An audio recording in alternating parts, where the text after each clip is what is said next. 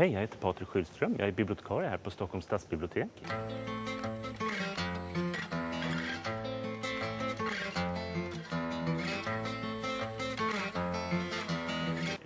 Här har vi en hel del böcker som ni ser. Vi har ungefär 500 000 bara i det här huset.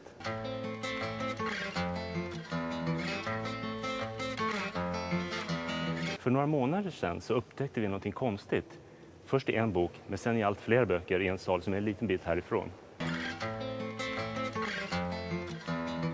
Alltså, varför man har bibliotek, det är för att alla människor har samma rättighet till att få information om samhället och kunna vara med och påverka samhället. Det är en viktig demokratisk rättighet. Och därför tycker jag att det var extra intressant när vi upptäckte en nyckel i en av våra böcker. Det var, om jag minns rätt, så var det en av böckerna här bakom, en av Stockholmsböckerna.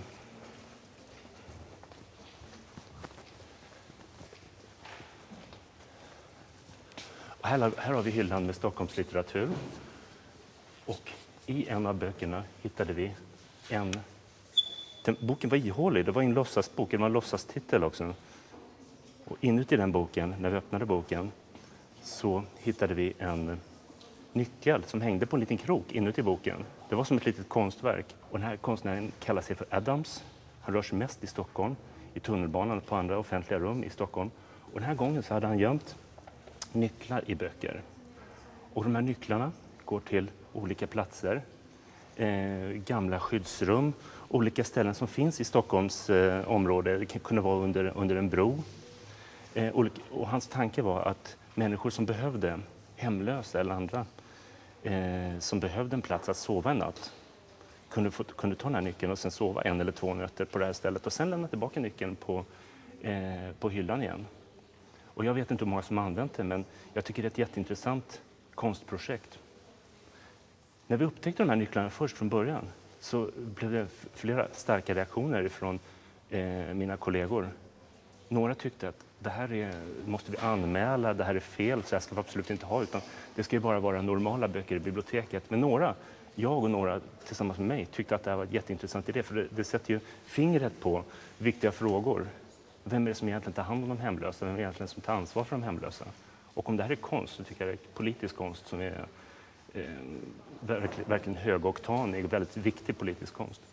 Det här projektet satte igång saker i huvudet på mig och på några av mina kollegor också. Så att vi har en idé, vi har en projektidé att vi kanske samarbetar med andra som är bra på IT-teknologi och rollspelsvärlden och gömma nycklar, kanske jobba med GPS-sändare, med mobiltelefoner, gömma ledtrådar på bibliotek, att ha biblioteken i Stockholms stad som en enda stort lekrum, en lekplats med ledtrådar. Samtidigt så kan man lära sig saker om att hitta och ställa frågor om Stockholms stad och ha som en frågesport, som en lek, samtidigt som man lär sig någonting. Som en slags blandning av rollspel och kunskap på samma gång. Så vi får se om det blir någonting, jag hoppas det. Jag önskar att jag hade träffat Alan, så jag skulle gärna vilja träffa honom. Och de här konstnärerna, street artists tror jag att de kallar sig för, de är inte lika anonyma som graffitikonstnärerna, men många av dem i alla fall lite, lever ändå i det fördolda. De är inte så synliga.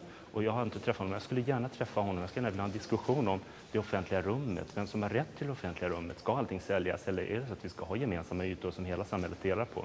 Jag tror att han skulle ha jättekul att ha med en panel här på, till exempel på Stockholms stadsbibliotek. Vi har ju sådana här föredrag och sånt. Han skulle vara en given gäst tycker jag. En av mina favoritgäster.